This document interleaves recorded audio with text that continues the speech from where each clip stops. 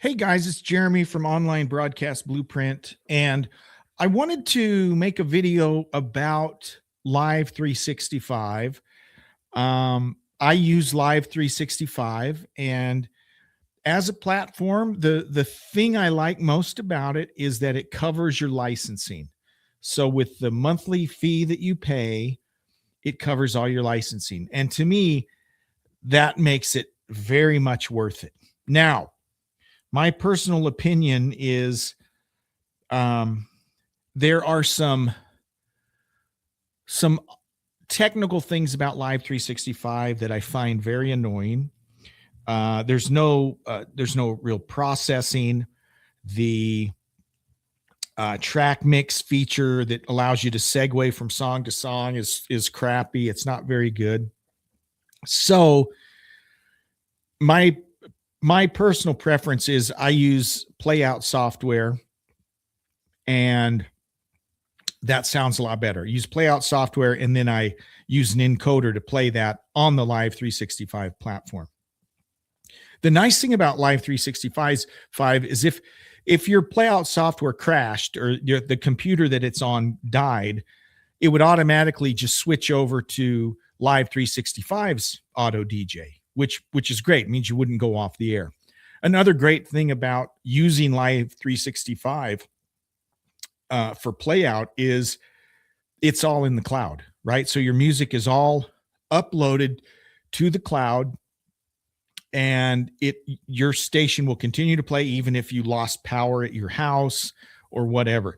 That's not the case with what I'm doing now. I'm using Radio DJ and the stereo tools, and if that were to crash, if my computer were to crash, all my music and everything is on that computer.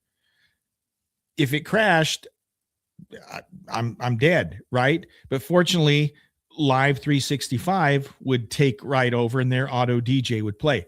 So basically, what that means is I have two radio stations programmed, if that makes sense. I load everything to Live 365. So if I want to just play it on Live 365, it's great. But then I have to kind of recreate that, upload all the same music into Radio DJ, and play it from there. And it's actually playing from my computer. So that's the trade-off. Yeah, I can get a better sound. I think it sounds more like a real radio station using Radio DJ and then some type of processing. In my case, the Thimio stereo tools. But it's a lot more work. It's a lot more work to do that. And lots of folks just stick with Live 365 and it works just fine. Okay. So you need to weigh the cost benefit, either going with the Playout software and having all the music reside on your computer or server, or going with Live 365. So what I wanted to do in this quick video is just show you some basics about Live 365 if you were going to use it as your Auto DJ, as your Playout software. So let me share my screen here so you can see it. And as soon as I find it here, entire screen, there we go. Okay, so here we go. That's not what I want you to see. Hang on, let me try this again. Remove. I'm going to try this again. I'm not doing it right. Okay, let's try this one more time. Okay, share screen, entire screen. I want to share this screen. There we go. I got it. Sorry. Okay, so this is one of my first station I started. This is Classic Guitar Rock Radio, which is still just on Live 365. Okay, so I've opened to my overview, my main dashboard. You can see right now I don't have anyone listening right now. I've only had 19 listeners today. So today's been a crappy day. Usually on this station, I've got about probably an average of 50 listeners a day. Some days it's better, but today's been pretty slow. And to be honest, I haven't been pushing this station much. My energy has really been going into the Radio Valley station. By the way, my email address for Radio Valley is right there. If you want to shoot me an email at any time, you could do that. But this will kind of give you an idea. This is the dashboard. So when you go in, this is what you see. It tells me how many listeners I have. It tells me what my total listener hours are so far for the month. I have, with this level, this is the lowest ad-free level, $79 a month. I get 1,500 total listener hours a month. And you can see I've used not even a fourth yet, and the month is almost over. So again, haven't had a whole lot of listeners, kind of been in a slump. This is the storage. You have a total of 30 gigs of storage. This is what I've used so far. Had this station up for almost 2 years now.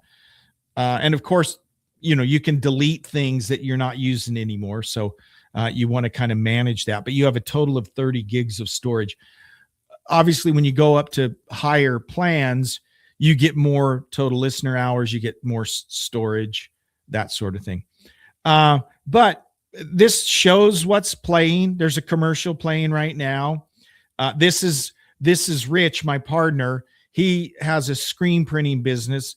So he plays a commercial. We don't make money from this, right? So I don't really have any paying sponsors on Classic Guitar Rock. If you want to be one, let me know. I'll make you a screaming deal. But it shows you what's playing. This commercial's playing. It just kind of gives you an idea. It shows us what has already played. Right before this, one of my liners played. Before that, we heard Rock of Ages by Def Leppard, Take the Money and Run by Steve Miller. Another liner from, from me. And before that, Born to Be Wild. So it kind of gives you a snapshot of what you've been playing for the last few minutes. But what I wanted to talk about is, let's say you're getting started. You're getting started with your brand new station.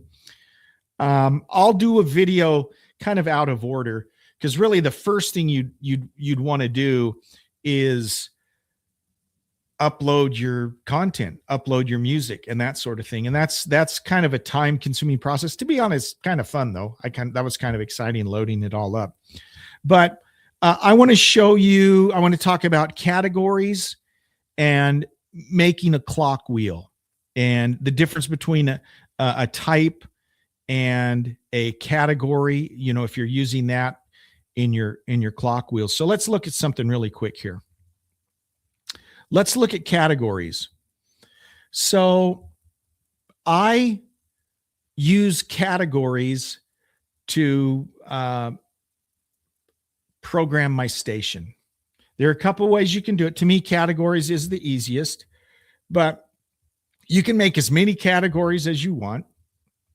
And what I started with really is, the basics. You need a category for music, or a few categories for music.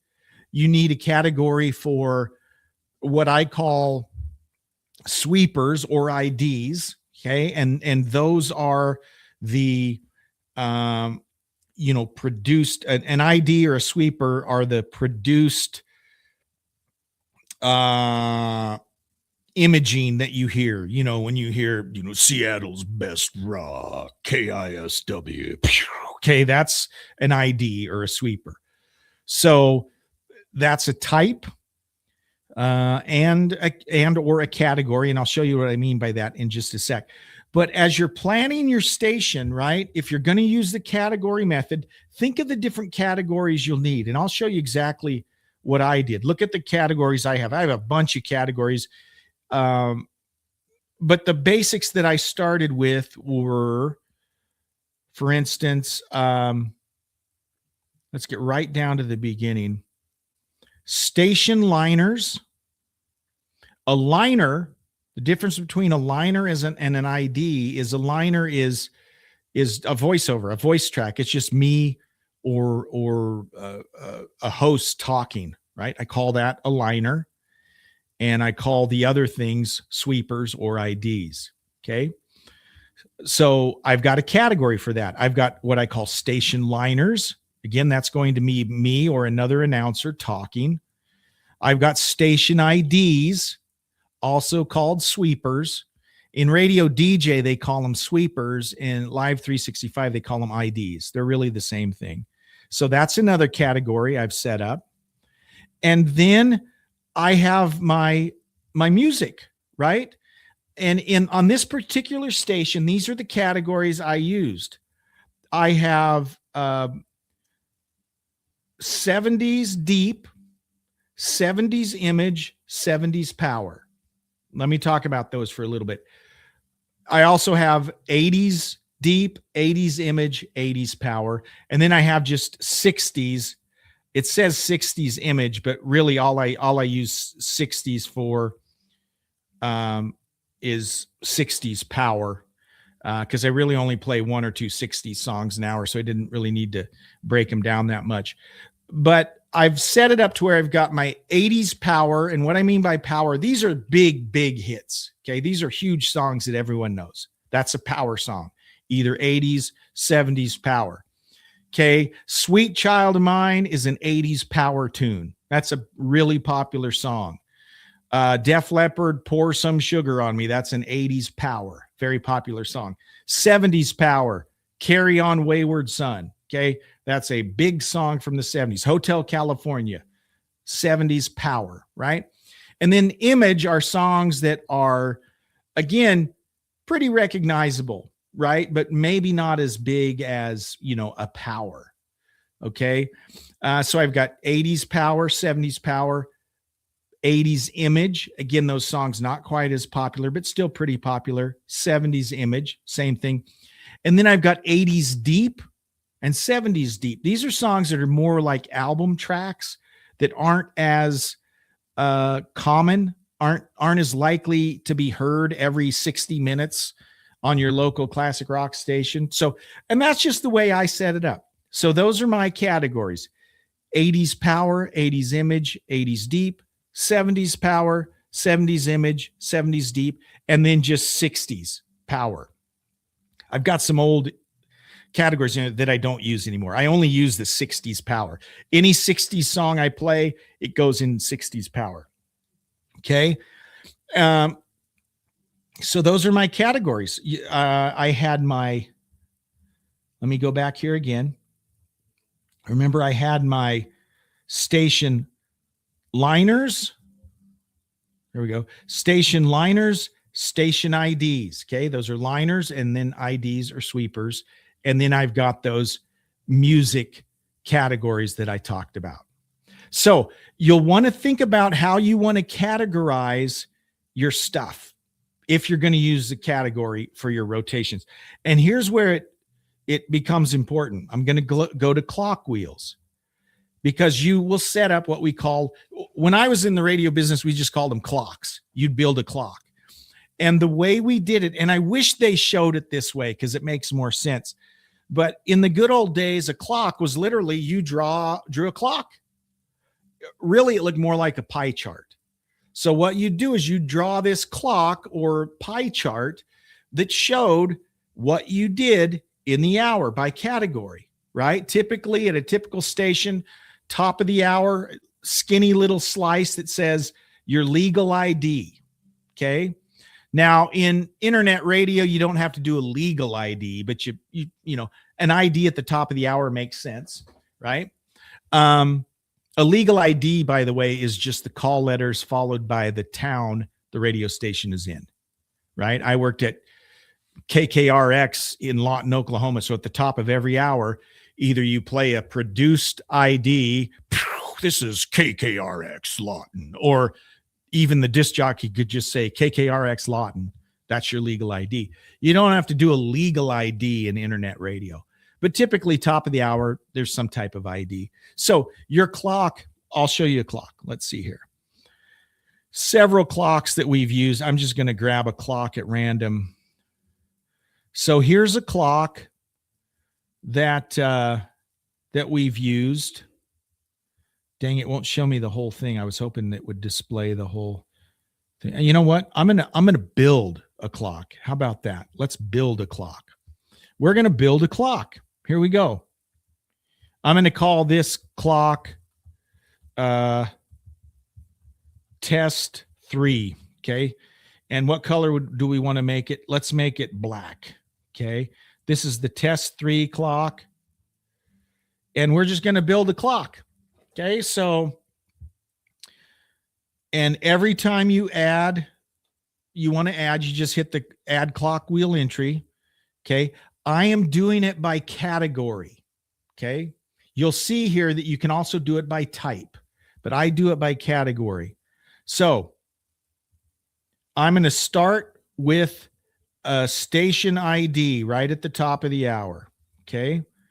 And the algorithm, how do you want it played? Do you want it to be, let me show you the options. You can play at random or the oldest out. Now there's where it gets hazy because we're talking an ID here, not an album or a music artist. So some of these algorithms don't make sense, right?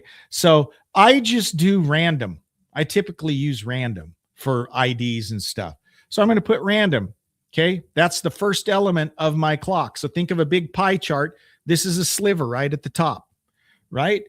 Now the first thing I want to do is I'm going to play an 80s power. Okay. And let's say for this algorithm, I want to play the oldest track. Okay. So the track, what it means by oldest is that's not talking about years. That means in terms of when it's been played. So the track that has not been played for the longest amount of time is my oldest track. So maybe I check that and there's different philosophies about how you want to do that. That's really kind of up to you. And I would say experiment with it. So my next item is I'm playing an 80s power. The algorithm is the oldest track. Now let's go with the 70s deep. Now my next song is going to be a 70s deep. And I'm going to go oldest track on that as well. I could do oldest track for all of them if I wanted. But here's the problem. If I do that, then basically the songs will always just repeat over and over in that category. So I like to mix it up, right? But for this 70s, I said I'm going to make it 70s image, not 70s deep. So 70s image, oldest track, save. Okay. So then here's my philosophy. Never go more than 2 songs without some type of ID or liner. Okay. Nothing annoys me worse than listening to some dude's radio station and you hear 6 songs in a row and you have no idea what you're listening to. Who is this? What is this? What station is this? Every 2 songs. Okay. Every 2 songs, people need to hear what the station is with either an ID or a liner. Okay. So let's add an ID or a sweeper here.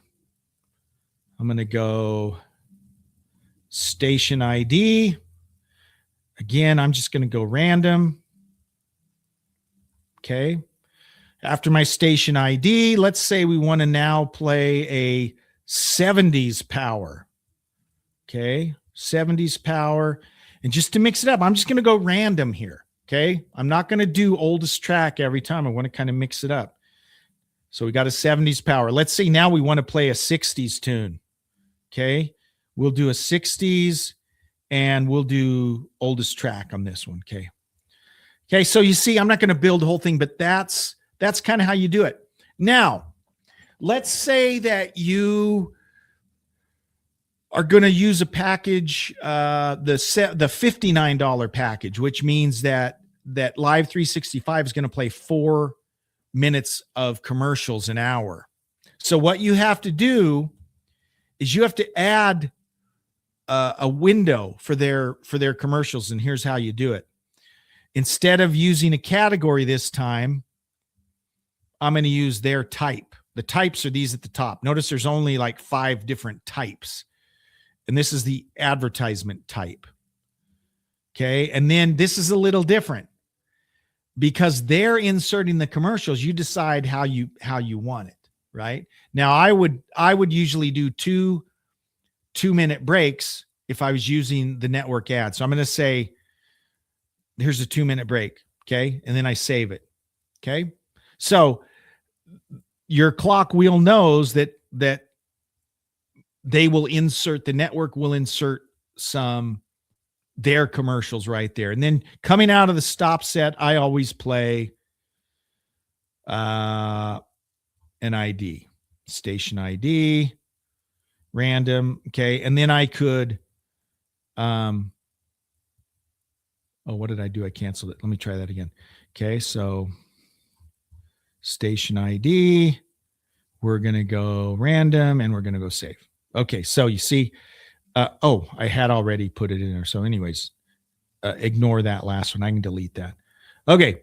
So, and then you do an hour's worth, right? That's why I wish they represented it as a clock wheel, because it's just easier to picture.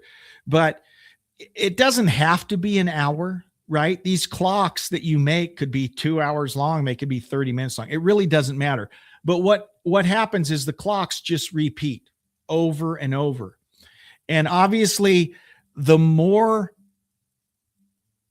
items you have in a category, okay, the more rotation there is, right? So if I have a category, if my 80s power category only had 10 songs in it, well, songs are going to get played every 40 minutes, because you got to have a lot of songs, right? So my 80s power is probably 500 songs, 600 songs. My 70s power, probably 500, 600 songs.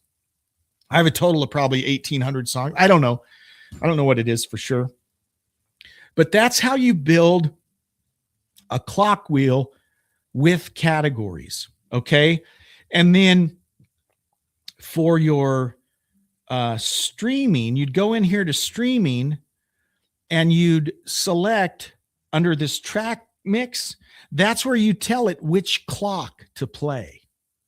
Okay, so when you make a clock, you tell the system which one it's going to play. It's just going to continue to play that clock until you tell it to play a different clock, right? And in another video, I'll show you how you can set up events and have different clocks playing during different times of day. And it's not hard, right? It's just a matter of getting in and doing it. But I just wanted to kind of show you how that works. So we'll talk about one other thing before I finish. Okay. I said that I would talk about the difference between a category and a type.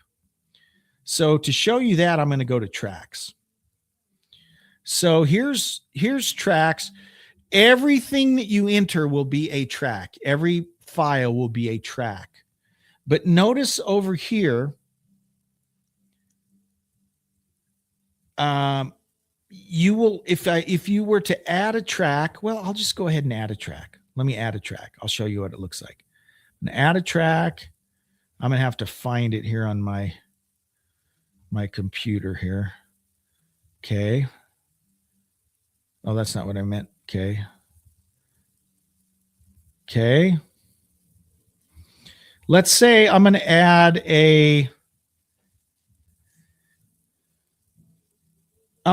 we got these Real Men of Genius. Remember those commercials? I'm going to add Real Men of Genius.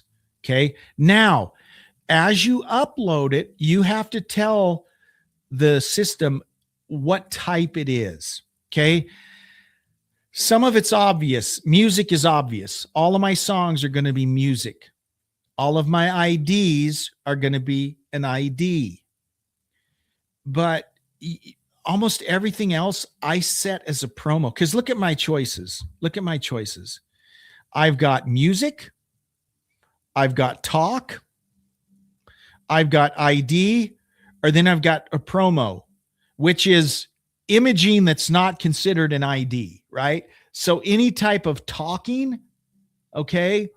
I don't do sermon speeches or live recordings, so I'm never going to use that. So the only types I ever really use are music for all of my music, ID for my sweepers or IDs, and then promo. So my liners are promos. Any of my own commercials, right, that people buy from me, I call those promos also, right?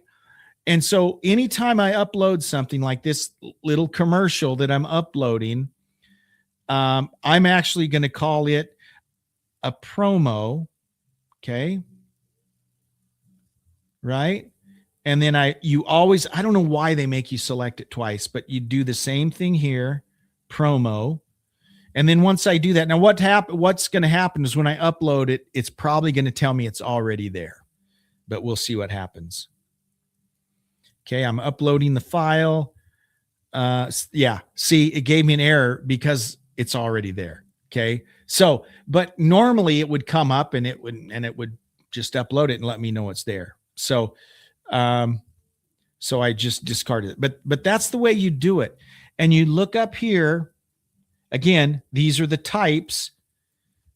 You notice it won't let me upload an ad type because the ad type they're referring to here is network ads that Live365 plays. So any of your own ads, you don't want to call them an ad, because if you call them an ad type, then the network will think they're supposed to insert a commercial. So if it's a commercial of your own, make that a promo as your type, right?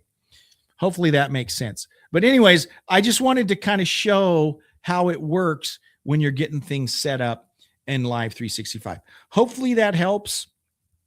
And again, we'll talk about this stuff more. Gosh, I didn't mean to go so long in this video, but I thought that was important for us to look at. And again, there are lots of successful stations that just use the Live365 platform. That's what I did for the first year. It's only been the last month or so that I've started to use other playout software, which brings a whole nother level of complexity, even though it does sound better. You just got to make that decision if it's worth it. Is it worth the extra time and effort to make your station sound better? Or is it okay as it is? Because it doesn't sound bad on Live365. It just doesn't sound as good, right? So that's the decision you have to make. So hopefully this was helpful. Email me at radiovalley@mail.com if you have any questions or comments. And of course, you can leave comments in the YouTube as well. So thanks so much. We'll see you guys later. Take care. Bye-bye.